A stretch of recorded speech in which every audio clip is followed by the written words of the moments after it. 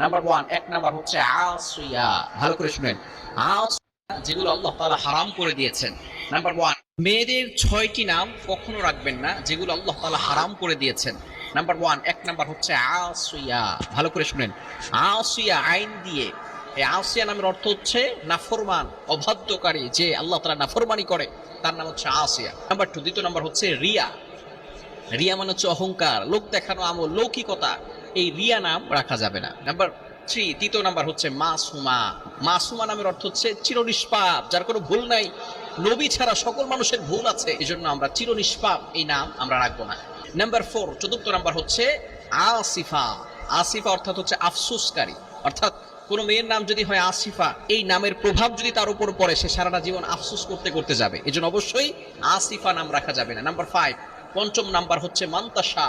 মান্তাসা যদিও কোরআনের আয়াত, তবে মান্তাসা মানে হচ্ছে যা চাও তাই করো, এটা অবশ্যই মান্তাসা কোনো নাম রাখা যাবে না।